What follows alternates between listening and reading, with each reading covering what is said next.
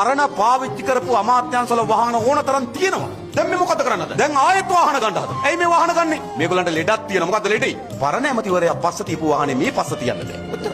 වෙන මොකද? මේ ලෙඩේට අපි උත්තර දෙමු. මහජන තිබෙනවා. මේ වාහන විශාල පරණයි. අවුරුදු 20ට වඩා වැඩි පරණ වාහන තියෙනවා. ඩීසල් පාවිච්චිය ඉතාමත් අසිරු තත්ත්වයකට පත් වෙලා තිබෙනවා. ඒ නිසා අපේ රාජ්‍ය වාහන සංචිතය අලුත් කරන්න ඕන.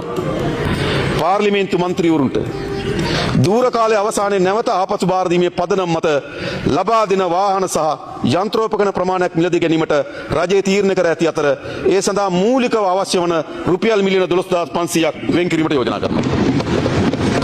කැබ් රථයක් ලබා දෙන හැම මන්ත්‍රීවරයෙකුටම ඇමතිවරුන්ට අවශ්‍ය නැහැ අමාත්‍යංශවල වාහන තියෙනවා. අමාත්‍යංශවල වාහන නැත්නම් අමාත්‍යංශයට ඒ කැබ් රථයක් ලබා දෙන්නම්. අනිත් නැති කැබ් හොද නැද්ද? දැන්ට ටෙන්ඩර් එක ඇඳවලා තියෙනවා. ටෙන්ඩර් ඕපන් කරලා තියෙනවා. ටෙන්ඩර් ඕපන් කිරීම අනුව හොඳ කැබ් රථයක් උඩට ඇවිල්ලා තියෙනවා.